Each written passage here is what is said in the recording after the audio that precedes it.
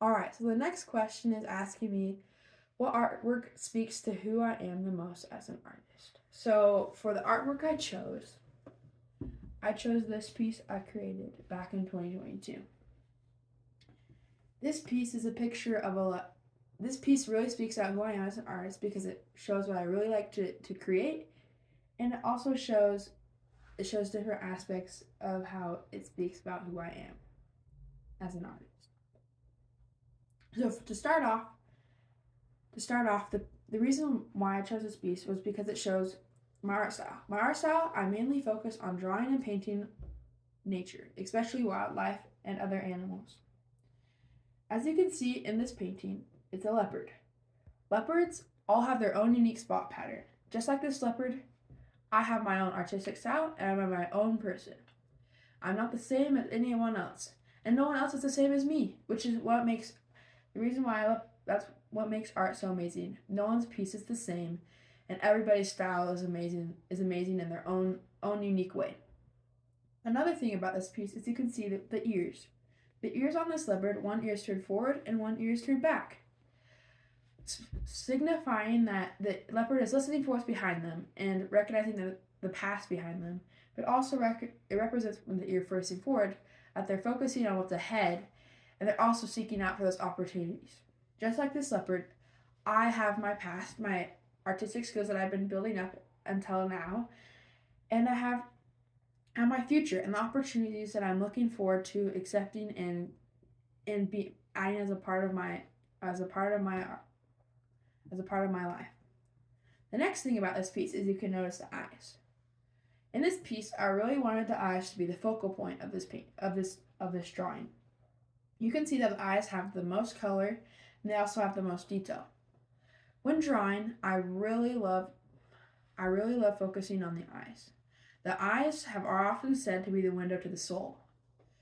When you draw, if you make the eyes a center, for me, when I make the eyes a centerpiece in my paintings, it gives them an illusion of more depth, and it also gives the illusion that the animal is watching you, or you can almost see the perspective that it has. Just like them, I have to navigate things through my own eyes. When I navigate through, I'm going to be seeing things differently than everyone else. I'm going to see things that I'm going to want to create differently than everyone else. I'm going to see things that inspire me differently than everyone else. It's also going to help make me see things that other people may not see. That is one reason why this painting speaks to me, because it shows that not everyone's going to be seeing the same, and everyone's going to be looking for things in a different way. All right, so moving on from that question, we'll be moving on to the next question. This question is about my community service. So the question is, please describe a specific example of how a service changed the perspective you had. Changed and impacted your perspective. So as growing up, my mom always took me to my local church building. At this church building, people gathered together to focus on humanitarian projects, whether it be tying quilts, stuffing balls or sewing balls for little kids to play with, or creating care packages or making books for people to read. Growing up, I always thought it was so cool that we were able to make these amazing projects and things for other people. But I don't think I ever quite grasped the importance of how little acts of service and the importance of little acts of service in other people's lives and how much they can mean to someone. I didn't really grasp this until my 9th grade AP Human Geography class. In this class, my amazing teacher, he showed us pictures that compared the lives of people in the first world country, people like me, and people in a third world country, people who are not so fortunate and blessed to live in a country like this. In these pictures, I really saw how such a simple toy ball, or a quilt, or a book, or a care package could really mean to someone.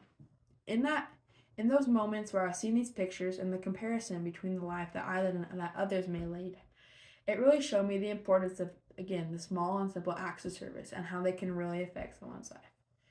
Walking out of that class, I realized that I need to focus more on the small and simple acts of service in my life. Whether that be helping a friend on a homework question that they're really struggling with, or taking time to be with a sibling who needs a little bit of who needs to know how much you love them. It could even also be when working with a team, giving someone else a chance to talk, even though you may already have a great idea. Because of this, because of this, the opportunity to go with my mom to the church, to my local church to work on humanitarian aid, and because of my amazing teacher helping opening my eyes, I can now say that I've learned that the importance of a small and simple act of service in my life. All right, so now we're going to move on to the next question. This question I'm really excited to talk to you about because it's a bit more about my plans and for my future. For the first question, it asks my dream or plan for college and my career. So I would love to be an artist, but I also really want to have a successful career that allows me to be a stay-at-home mom. So if art can't allow me to do that, I'll always do that on the side, but I don't know. That's what I'm going to focus on being a mom first and foremost. But I really want to I really want to still take art into my college life because I feel like art will make my college life a lot more fun and make my experience a lot more enjoyable and meaningful. All right, so the next question is asking my 5 to 10 year plan as I come out of high school and continue into my life. So my ultimate dream is to be married and be a mom and have a happy family and a successful career that I can have on the side. So in order to do this, I'm going to first have to graduate from high school.